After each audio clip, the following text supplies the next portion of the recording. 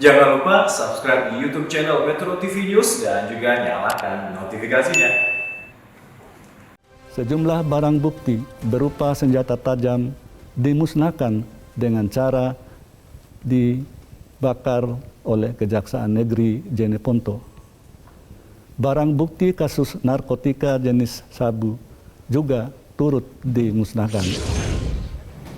Pemusnahan barang bukti senjata tajam jenis badik, parang, dan handphone dilakukan di halaman kantor Kejaksaan Negeri Jeneponto, Sulawesi Selatan.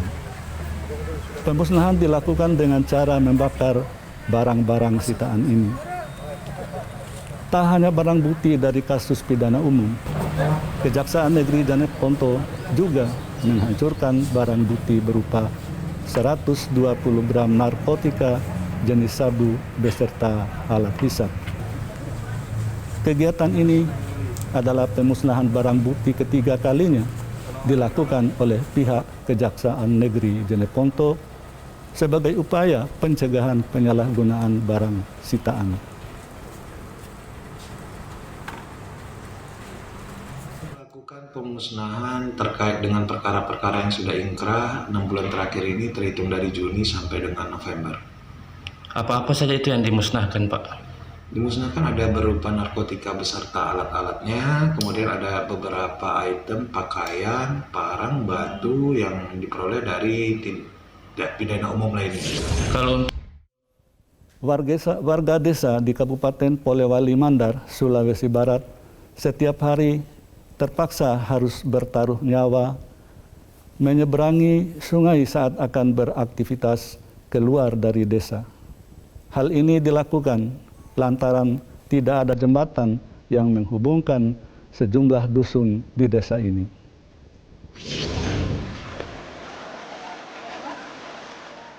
Seperti inilah keseharian warga desa Sumarang, Kecamatan Campalagian, Kabupaten Polewali Mandar, Sulawesi Barat, saat akan beraktivitas setiap harinya. Memasuki musim penghujan seperti ini, warga desa harus bertaruh nyawa menyeberangi sungai beraliran cukup deras saat terjadi banjir. Hal ini terpaksa dilakukan lantaran tidak ada jembatan yang menghubungkan sejumlah dusun di desa ini. Penyeberangan sungai ini menjadi satu-satunya akses keluar dari 3 dusun di desa Sumarang, yakni Dusun Pomusui, Dusun Galung, serta Dusun Kampung Butu. Saat akan menjual hasil pertanian ke pusat kota, warga bergotong royong memikul motor di sungai.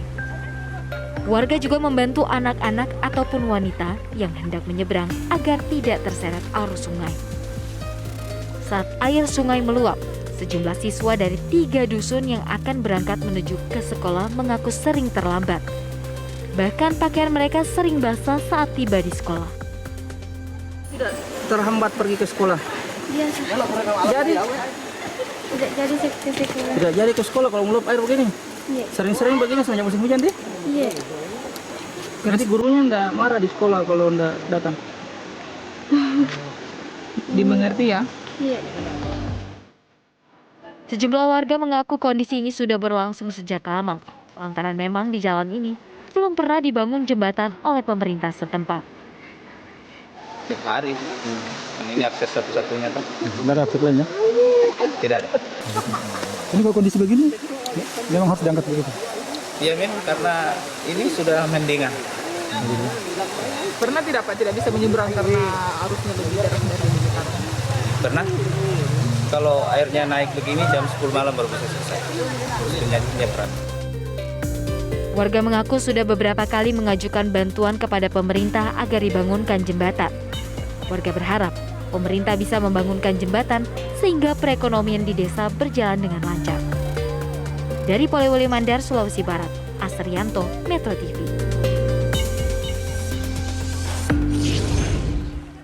Baik, selamat malam pemirsa, kembali lagi di Prime Time News. Masih bersama saya Zilvia Iskandar dan ada rekan news anchor baru saya, Ketua Mahkamah Konstitusi Bapak Anwar Usman. Selamat malam Pak Anwar. Selamat malam, Wah Pak, Zilvia. spesial sekali hari ini Pak Anwar yang biasanya bacain putusan sidang berpanjang-panjang lama itu sekarang menjadi news anchor. Pak, gimana coba rasanya setelah membaca berita menjadi news anchor? Ya, pada prinsipnya ya hampir sama, menyampaikan pesan, menyampaikan informasi, berita, ya. Sama kalau putusan di MK ya mengenai perkara, kalau ini mengenai keadaan di suatu desa. Prinsipnya suatu sama kota. aja ya Pak Sama. ya. Kayaknya kalau MK lebih berat ya Pak, itu kan putusannya berlembar-lembar panjang sekali ya. Oh iya, bisa sampai puluhan.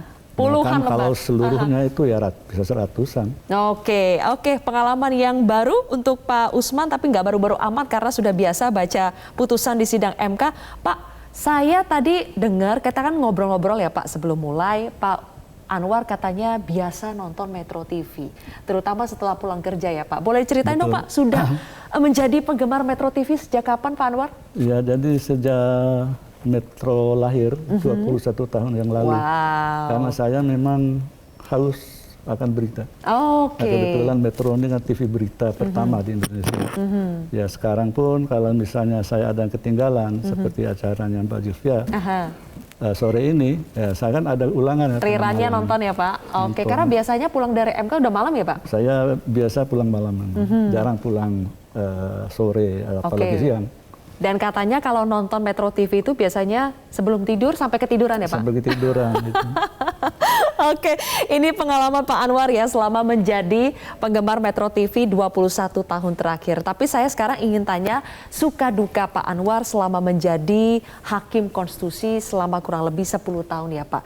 Dari dukanya dulu tuh Pak, kalau menjadi Hakim Konstitusi itu apa aja sih Pak? Begini Mbak Silvi, saya melakukan sebuah pekerjaan apapun, termasuk menjadi hakim. Jadi saya jadi hakim dari tahun 86. Kemudian untuk jadi hakim MK udah 10 tahun lebih. Bagi saya tidak ada hal-hal yang spesifik, artinya yang menjadi beban, karena saya lakukan dengan niat tulus untuk ibadah kepada Allah Subhanahu Wa Taala. Oke, berarti kalau dukanya dirasa tidak ada, semuanya suka dong Pak dalam melakukan pekerjaan mulia menjadi Hakim Konstitusi ya? Dengan tulus ikhlas kita nggak ada beban. Oke, tidak ada beban, baik. Pak Anwar, kita akan baca berita lagi ya Pak. Ini ada berita terkait dengan Arab Saudi yang akhirnya mencabut larangan perjalanan dari Indonesia. Silakan rekan saya News Anchor Metro TV yang baru Pak Anwar Usman, silakan dibacakan kembali Pak. Pemerintah Arab Saudi akan mulai mengizinkan pendatang dari 6 negara, termasuk Indonesia. Izin masuk akan berlaku mulai 1 Desember mendatang. Selain Indonesia, 5 negara lainnya adalah Pakistan, Brasil, Vietnam, Mesir, dan India. Setibanya di Arab Saudi, para pendatang ke 6 negara tersebut tetap diwajibkan menjalani karantina selama 5 hari. Karantina wajib dijalankan terlepas dari status vaksinasi mereka di negara asal.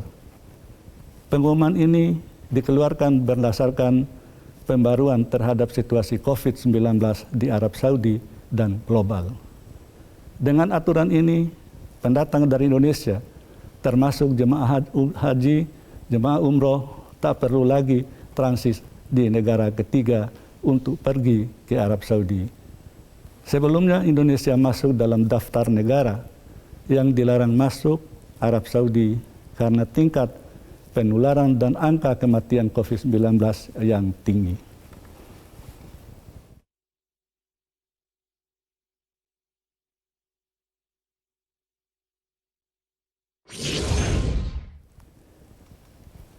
Kasus COVID-19 di Eropa kembali naik karena varian COVID-19 baru, yaitu Botswana. Informasinya akan kami hadirkan sesaat lagi. Tetap di Prime Times News. Kasus COVID-19 global menunjukkan tren kenaikan. Bahkan di Eropa, corona kembali melonjak. Terlebih dengan kemunculan varian baru COVID-19, yaitu Botswana, yang diduga lebih berbahaya dari varian Delta.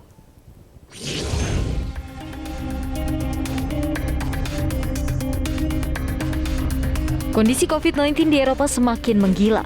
Beberapa negara melaporkan ledakan kasus hingga harus kembali melakukan lockdown. Tercatat sekitar 60% populasi di Eropa Barat sudah divaksinasi dosis lengkap. Akan tetapi, hanya sekitar setengah dari populasi yang sudah divaksinasi lengkap di Eropa Timur. Jerman mencatatkan rekor kasus infeksi harian COVID-19 sepanjang masa.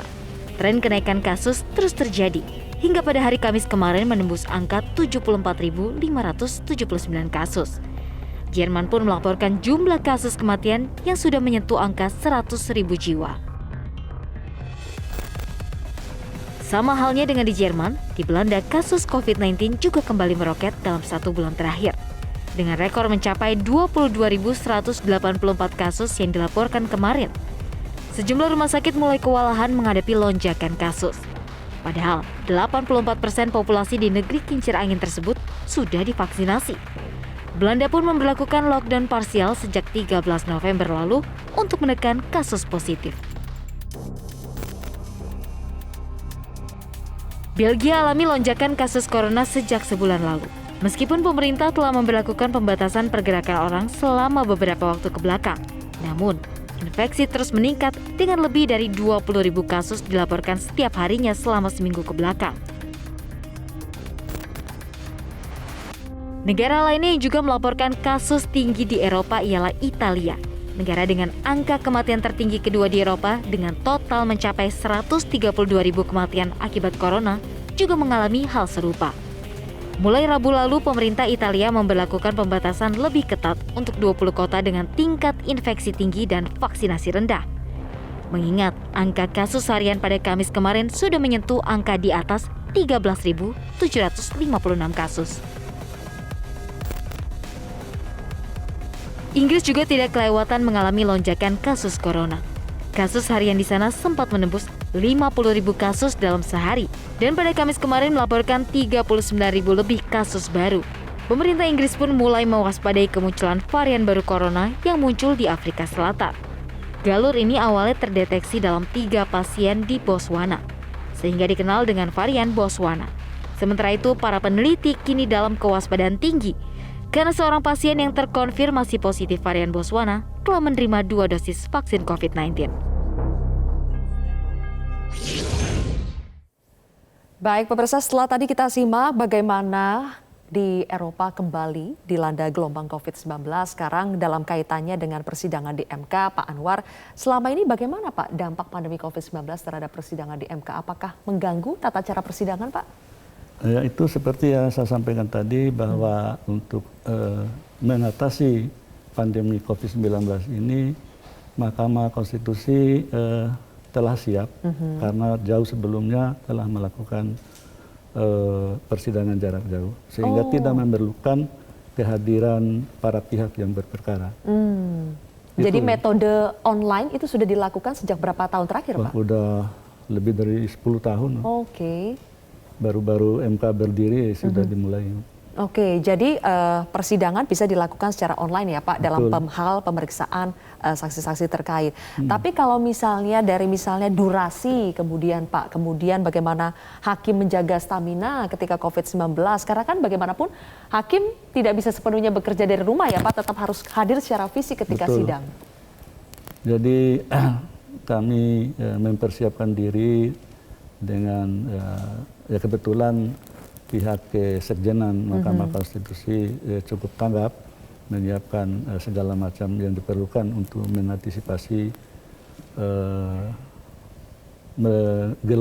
bergejolaknya COVID-19 tempoh hari, sehingga kami alhamdulillah bisa melewati walaupun ada memang 1-2 yang kena. Baik.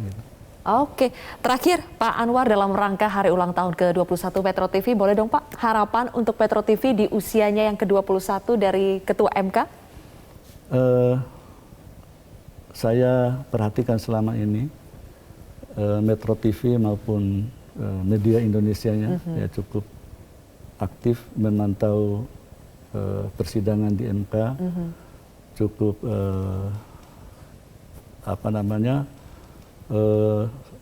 jadi tidak lagi menjadi orang lain bagi kami, termasuk saya, karena saya dari sejak 21 tahun yang lalu sudah mengikuti perkembangan Metro TV Baik. dan alhamdulillah Metro TV tetap eksis di kala COVID-19. Iya, terima kasih Pak Anwar. Terima kasih sudah menjadi penggemar Metro TV selama 21 tahun terakhir. Mudah-mudahan seterusnya begitu ya. Terima kasih Ketua Mahkamah Konstitusi Bapak Anwar Usman telah bergabung bersama kami di Prime Time News hari ini.